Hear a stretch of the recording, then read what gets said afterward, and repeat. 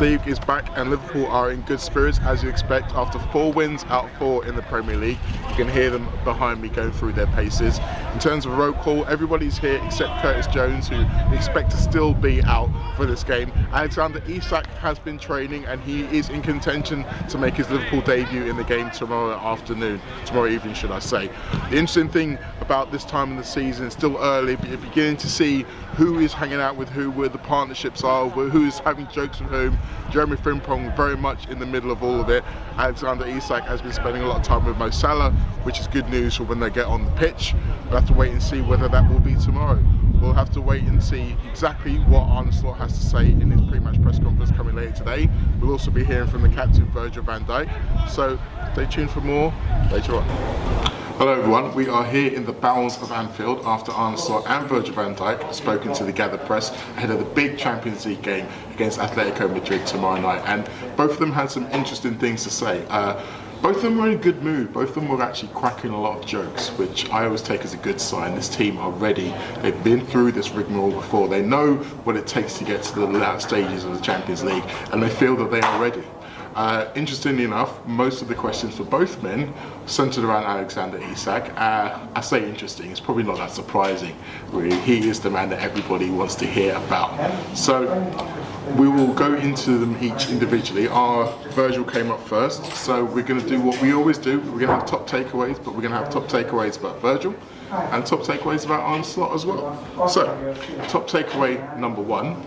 The new guys have high standards to reach. Now, I said that there was questions about Alexander Isak. There were about 3 or 4 questions about Alexander Isak, and as much as Virgil said that he was excited about the quality that the man has, he was very keen to stress that there was pretty much lots of quality in the squad beforehand. He said it wasn't an upgrade, it was a replacement of the players who were there before. And this is a similar thing to what we heard from Alisson and what we heard from Mo Salah in recent weeks. Whenever anyone has tried to ask them about the new players that come into the team, they're always willing and able to mention the quality of the players that went before. Now, you could say this is just maybe a pushback on modern football, who are always looking for the new toy, the shiny new toy, the big new thing. But I also think it represents the standards that you have to hit in order to work in this Liverpool team, because Virgil, Alisson and Mo Salah, they're all very much the senior players in this squad, so they know what standards you have to set to come in there, and anyone new coming in has to earn their spurs, and I think that message has been reinforced by Virgil as much as it was reinforced by those other 2 earlier on. Now here's a little clip of my question to Virgil van Dijk, where I asked him about playing against 2 strikers. Hi Virg, Atletico Madrid are one of the few teams in Europe who play with 2 strikers. In fact, I don't think there's any team in the Premier League who play with 2 strikers anymore. What are the unique challenges of playing against 2, and how much are you looking forward to it? Well, at times teams are playing with 2 strikers, maybe not directly, but I've mentioned it many times. Obviously, it's the way we defend is always from the front, so it's never. Obviously, it can be 1v1 at times, but you know, it's well organized and yeah. Listen, I think it's just you have to deal with it in the situation. You know, whether it's a long ball, you have to challenge headers or just ground duels or reading the game early enough. You know, it's just part of being a central defender, and no matter what you're gonna face, you have to make sure you're at your best together with your partner and your number 6 and the back 4 basically. But that's just always a challenge, and it's nice that sometimes you face different type of strikers, different type of ways that teams are playing against you. But that's nice because of that you have to adapt at times as well, and it's a good thing, and I really enjoy it. Now, if you listen to Virgil's answer, it will tell you that he doesn't really think of players in terms of formations and tactics and systems. He just sees that as a defender, there are attackers in front of him. He has to deal with whoever comes into his path, which you'd expect of someone who's so experienced. They'll be able to just deal with it on a one-to-one basis. And plus, he's that good. He doesn't really need to think too much tactically.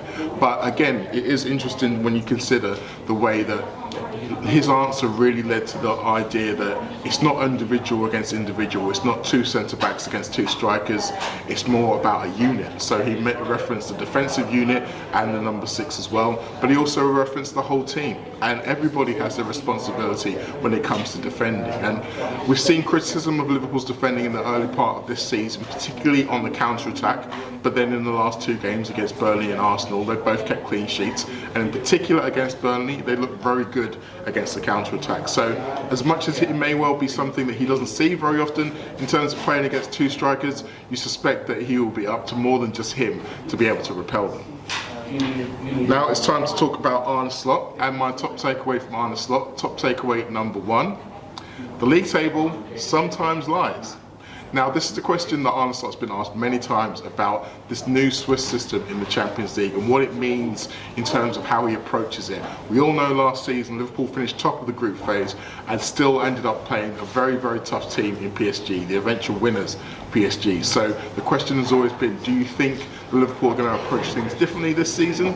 Well, Slot said that you can't really judge the new system based on 1 year, which is a very good point. I think we all want to find the definitive answer, the definitive key to navigating this new system, but we won't know as yet. We'll need a good 2, 3, 4 years before we can work out exactly what you need to do to survive in this new system.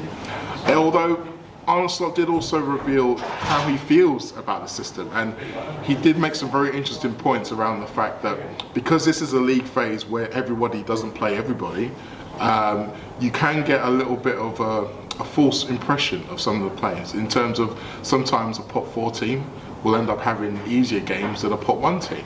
So you can't really rely on the league table having all of the best teams at the top in the same way, which means that you are more likely to have a PSG or a Real Madrid or a Manchester City in the lower echelons of the table fighting it out amongst the playoff teams. So you can look at it and say you might well end up in exactly the same position this year as you did last year, playing a very, very good team if you are the top man. But also, I think that what that means is that you can't really overthink it. I don't think you can go into the situation thinking we absolutely have to do this or we absolutely have to do that. What Liverpool need to do is what Liverpool always need to do. Win every game that they get in front of. Beat every opponent that's put in front of them, and then worry about it afterwards. Now, top takeaway number 2, Alexander Isak is ready to start. Now, we've heard lots about whether or not he's going to be available for this game. Lots of people were disappointed that he didn't make his debut against Burnley, and then when Arne Slot mentioned post-match that they're going to be taking a slightly different approach with how they deal with him, everyone assumed that meant that he was going to be available for the game against Atletico. And to listen to Arne Slot today, he wasn't going to confirm it, but he pretty much confirmed that he's going to be involved at some point. What he did say is that he's 99% sure he's not going to play 90 minutes, which, if you read between the lines, tells you that he is going to find some time on the pitch. I think the interesting thing for me, though, is whether Arne Slot decides to put him on at the beginning or at the end of the game. Whether or not he wants him to be there from the start, playing against Atletico when they're at their sharpest, or whether or not he believes that it might be easier for him to come in when the game's a little bit more fractured. I think if you look at the way Atletico play their football, it probably won't be a million miles away from what we saw on Sunday against Burnley. This is a team who are going to come and they're going to try and frustrate Liverpool, although, as I mentioned, they will have 2 forwards as opposed to where Burnley had 1 in the 4-5-1 formation.